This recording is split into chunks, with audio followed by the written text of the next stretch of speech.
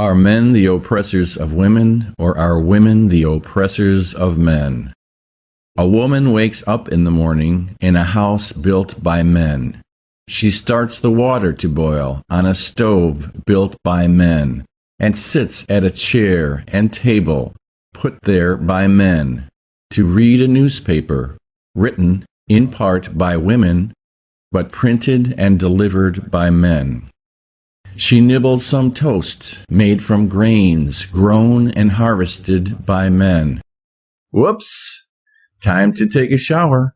She turns a faucet handle installed by a man, and lo and behold, out comes hot water, delivered by a vastly complicated water system built and maintained by men.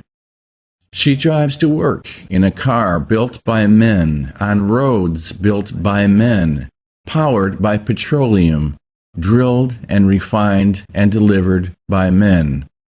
She arrives at an office building built by men, walks to her desk, fires up her computer, and glances out her window at a city built by men, full of potential customers for her service business.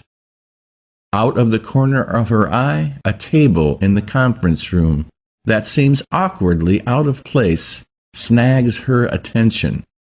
She strokes her earlobe. At that moment, the janitor scoots by in the hallway. "Bob, oh Bob, could you please move that table further into the corner? You're such a dear." She pins him with a delectable and utterly phony smile.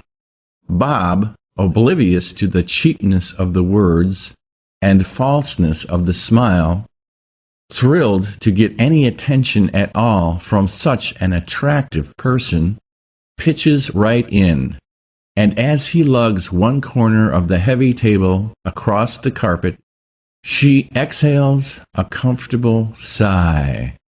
Her day has begun. She will spend the next 8 to 10 hours telling other people what to do. That's her understanding of work.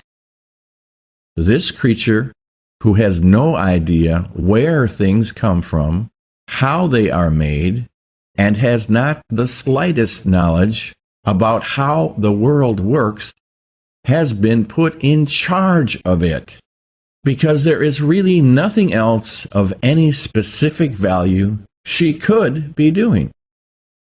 If she lived in a world built by women, she would be sitting in a tent, watching her breath in front of her face, stitching animal hides. But she lives in a world built almost entirely by men, and amazingly, she has not the slightest appreciation or gratitude for that fact. She never even stops to think about it. Never stops to think that if all the things men make and do were magically removed, right now she would be plodding through a muddy swamp looking for red-winged blackbird eggs. She thinks the world is made out of proper grammar and attractive clothing and polite conversation and correct opinions, instead of rivets and concrete and copper and petroleum.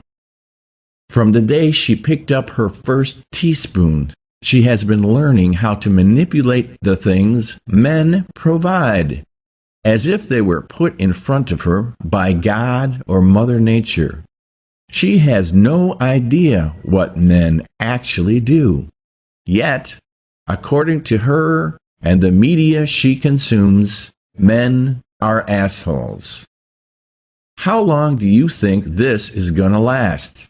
When I think of the men, the lumberjacks and truck drivers and paper mill workers and printers and delivery men, the men who have to get up early every morning and do very hard jobs, so that Ellen Goodman and Maureen Dowd and other feminist blowhards can sit in their climate-controlled offices, shitting out editorials about what assholes men are, when I think of those women walking on the backs of all those men, I want to start bombing things. Let's bomb them all the way back to the unheated tent and the muddy swamp, and see what they complain about then. Maybe they'll start writing editorials about how women should start doing real work, not just office work. Here are the facts. 19 out of 20 people who die on the job are men. 4 out of 5 suicides are men. 85% of the homeless are men. Women live 7 years longer than men. 65% of America's wealth is owned by women, says Forbes magazine. Men are not regarded as equal parents to their children. Men are drafted in time of war, and women are not.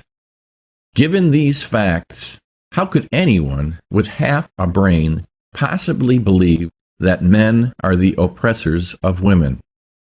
Now hear this.